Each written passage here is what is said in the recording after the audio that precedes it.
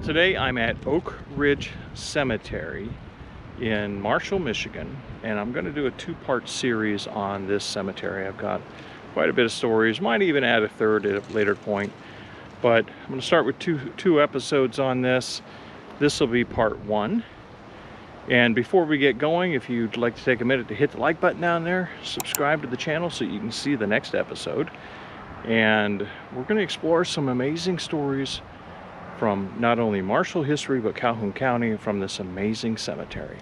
So come along and join me. According to the City of Marshall's website, Oakridge Cemetery was originally developed in 1839 and consists of 65 acres in size, composed of 4 developed sections. The cemetery has approximately 15,800 burials and is one of the oldest and historic operating cemeteries in Michigan. The cemetery is managed by the Department of Public Works, who is responsible for the general care of the cemetery grounds, which includes, as expected, mowing, trimming of grass, trees, shrubs, and removing decorations twice a year.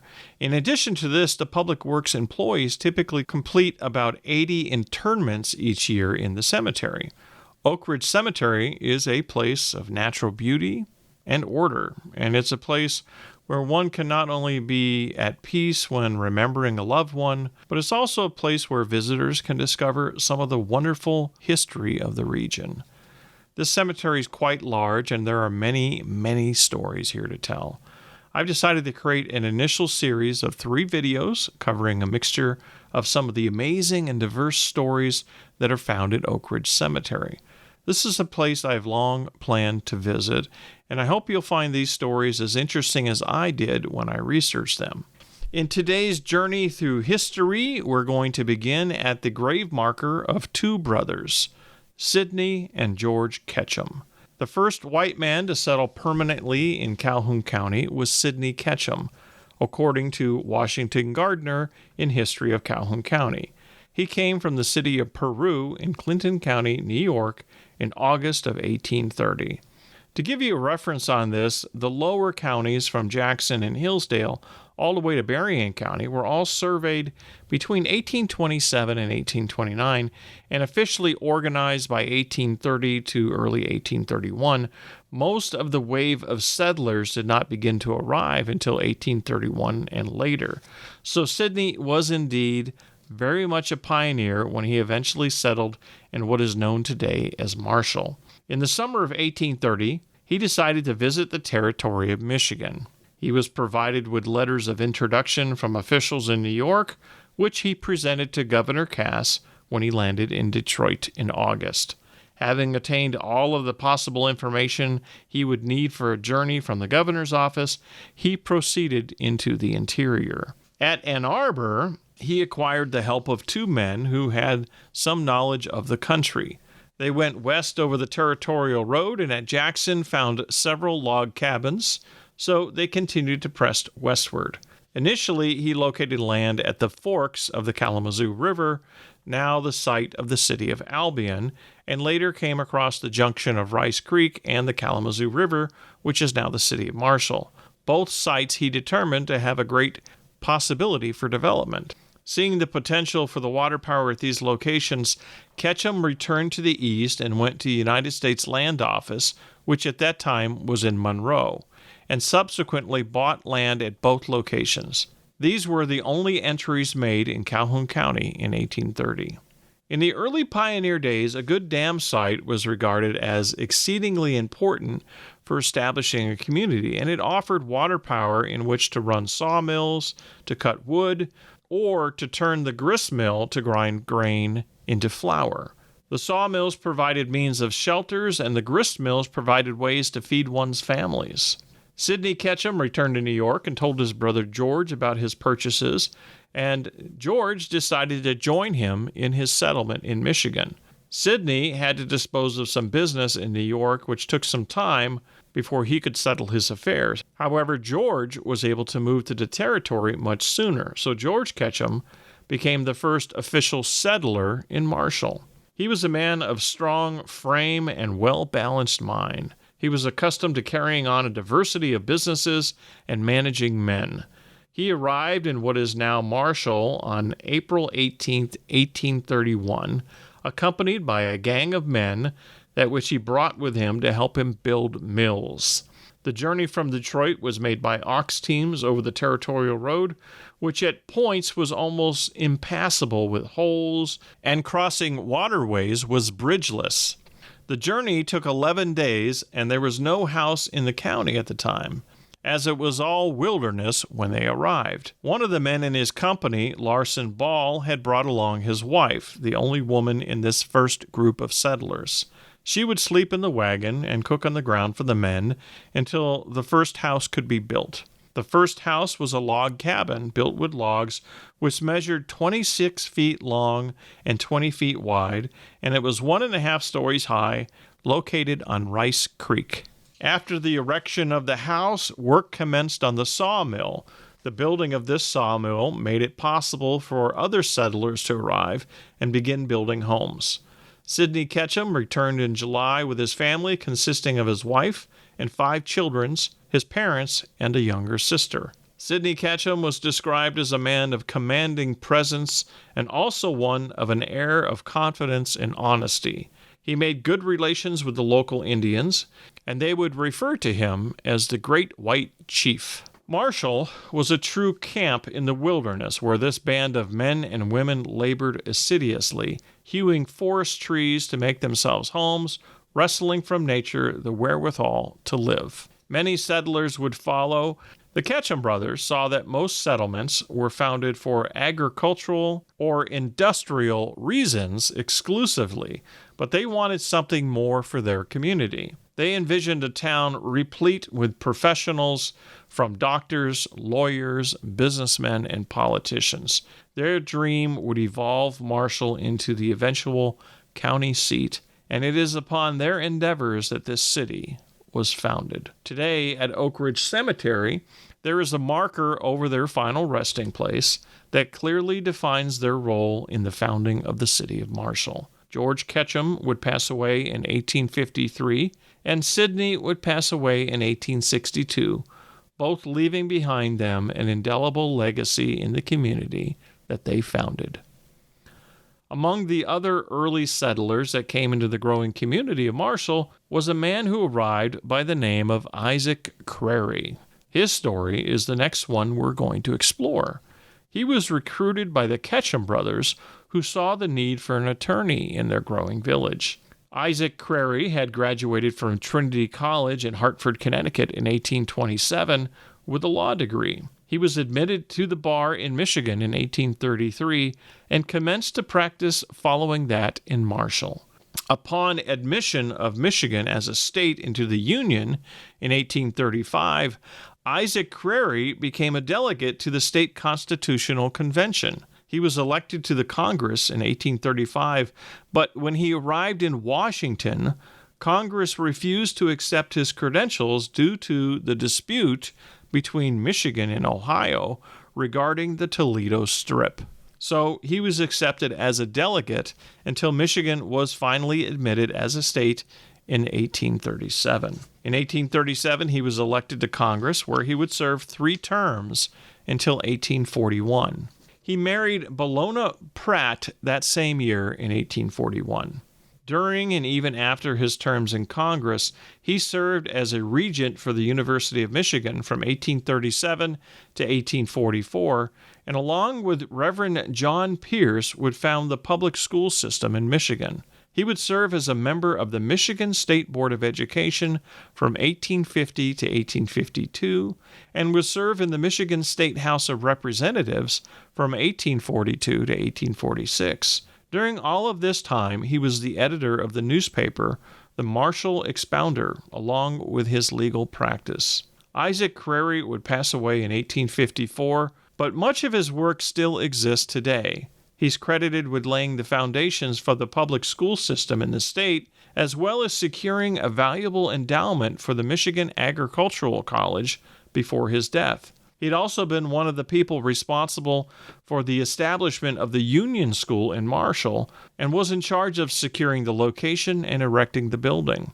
It was said he was devoted to the public education system like no one else, even right up to his passing. Today, the Isaac E. Crary Elementary School in Detroit and the Isaac E. Crary Middle School in Waterford are named in his honor. The next notable person we're going to explore is the grave of Adam Crosswhite. Earlier this year, I created a video about Adam Crosswhite, which included a detailed account of his story, and so I'm not going to repeat all of that here today. I will include the link to that video in the description of this one if you'd like to watch it. However, Oakridge Cemetery is the final resting place of Adam Crosswhite, and his gravesite is one of the more well-known ones in this place. So I will cover some of his story, as he's such a vital one to understand when one is seeking to know about the community of Marshall. Adam Crosswhite was born in Bourbon County, Kentucky in 1799 into slavery. His mother was a slave and his father was white. He grew up in slavery and had a wife and several children who were also slaves. Prior to 1845, he learned that one of his children was going to be sold off, so he made the decision to flee Kentucky with his entire family before that happened. They crossed the river in the middle of the night to Indiana with the help of the Quakers on the Underground Railroad, and they were taken to a safe place and hidden. There was much that happened in the weeks that followed, including one volunteer for the Underground Railroad who led the slave hunters who came looking for him on a wild goose chase, losing them in a swamp area, which bought time and allowed the Crosswhite family to escape. Adam Crosswhite was separated from his wife and children and transported separately to Michigan. They would eventually be reunited in Marshall in 1845. Rather than continue on to Canada, as so many fugitives did, Crosswhite decided to settle in Marshall as the community was so welcoming. He found work and established himself in a small cabin.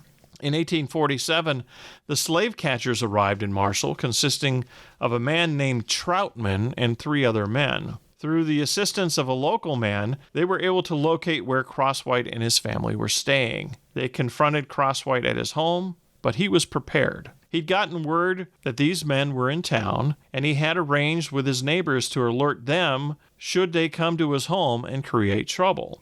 So when they did, Adam signaled his neighbors, and they came to his aid, surrounding the slave catchers and refused to let them take the family. Instead, the crowd convinced the slave catchers to take the matter into downtown, and when they did, they arrested them. This detainment of the Kentucky men allowed other citizens of Marshall to safely sequester the Crosswhite family onto a train and get them out of Marshall and transported to Canada. The end result of this action were 3 citizens of Marshall were sued in court and found guilty of violating the Fugitive Slave Act. What followed was an even more stringent version of the Fugitive Slave Act laws enacted by Congress as a result of this incident, which became known as the Adam Crosswhite Affair. These new, stricter laws further divided the country between North and South, which ultimately led to the Civil War almost 2 decades later. Adam Crosswhite would remain with his family in Canada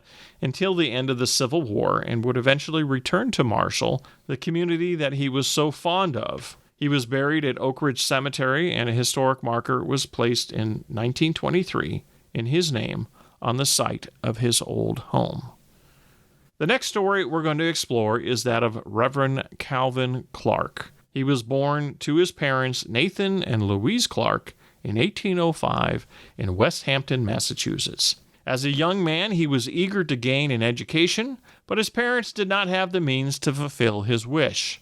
At the age of 21, he took on a job as a laborer on a farm 150 miles away from home. However, his father's entreaties and his mother's ill health, brought on by her grief of having him gone, he broke from his work contract and returned home. It was following his return that he entered the ministry. At first, he met with opposition from his parents, but in time they supported him in his endeavors. He eventually received $200 from his father towards his education, and his mother and sister reached out and supported him as well. As a result, he finished his course of study and training as a minister without incurring any debt. He attended a seminary in Auburn and engaged in missionary work and gained a lot of experience. At first, he put his attention on taking a foreign missionary position abroad, but eventually joined the American Home Missionary Society, where he received a commission to go to Calhoun County in the Michigan Territory. In 1835, he married Elvina P. Greaves of Scantoletes, New York, and made his way to Michigan. For the first 10 years, he received an average salary of $100. In 1837, he was called to the Gull Prairie over in the Kalamazoo area and remained there for 5 or 6 years. Following that, for 4 years, he was a pastor in a church in Hillsdale, and then for another 4.5 years, he was the district secretary for the American Board of Commissioners of Foreign Missions. He was also connected with the Presbyterian Board from 1863 onward. Mr. Clark became a trustee of the Hillsdale College and later the Marshall College, which was being contemplated at that time. He was also a trustee of the Olivet College and the Kalamazoo Female Seminary. His entire life he was active in the clergy and was responsible for organizing many churches in Michigan. He also assisted many pastors in their work and made many professional visits to churches over the region. He passed away in 1877, and in an article published in the Marshall Statesman on September 12th, he was described as, "Everybody welcomed Mr. Clark into their homes. Everybody loved and honored him, who was ever ready and willing to aid the distressed. His lips were always ready with words to sympathize with the afflicted. Mr. Clark always kept an eye single to the glory of God and the conversion of sinners, and was possessed of a noble, true, and manly heart, which found expression through a plain and benevolent face.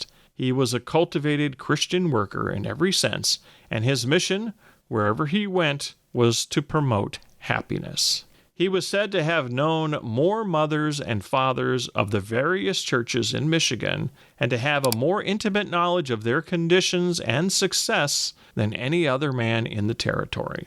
He also knew by his own experience all of the hardships of pioneer life as a frontier laborer. The article also stated, "Mr. Clark has probably encountered more storms, forded more streams, traveled more forests, on Indian trails, and established more churches in the new and scarcely populated portions of Michigan than any other man, and yet no one more happy in doing so than he."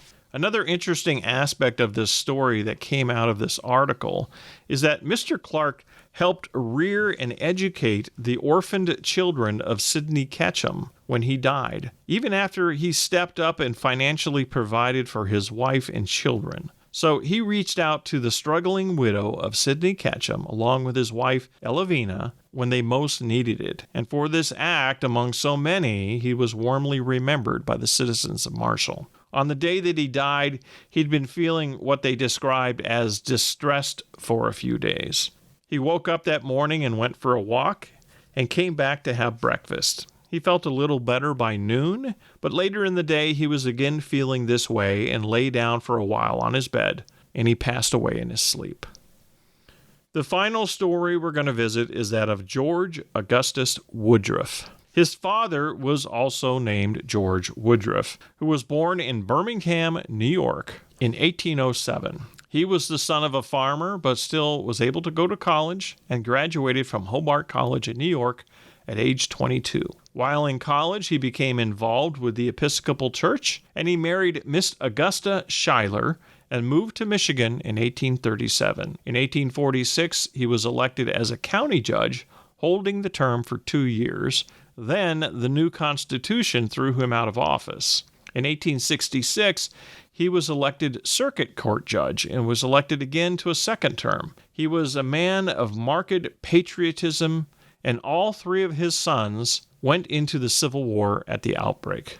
One of those sons was George Augustus Woodruff, who was part of the West Point class of June 1861, and he became a Union Army officer. He had graduated from West Point in only 3 years. He served as a first lieutenant and commander of Battery I, 1st United States Regular Artillery. He was wounded on July 3rd, 1863, while repulsing Pickett's charge at Gettysburg.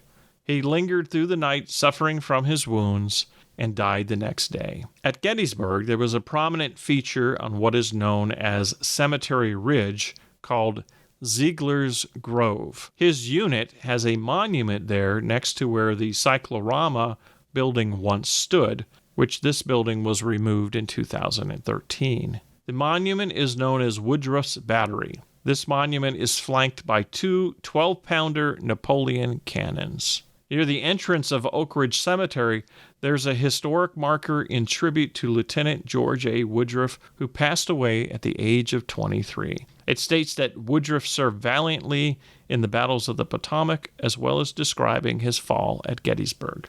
After learning of his son's death, his father, Judge George Woodruff, traveled to Gettysburg to bring young George's body back to Marshall. Last rites to the gallant Civil War veteran were held in Marshall, and he was buried at Oakridge Cemetery. His brother William was also wounded later in the war at the Battle of Petersburg and would die on June 28, 1864, in Washington, D.C. William is buried at Arlington National Cemetery. Going to conclude today's journey through history here at Oakridge Cemetery in Marshall, Michigan. I hope you enjoyed it as much as I did. I really love learning about amazing people that helped build our community way back when, or even up to present day. And if you'd like to hear more on a podcast, maybe when you're driving to work or something, check out my podcast, Tales of Southwest Michigan's Past, where I get to carry a lot more stories that I don't always have time to bring to video form. And until next time, thanks for watching.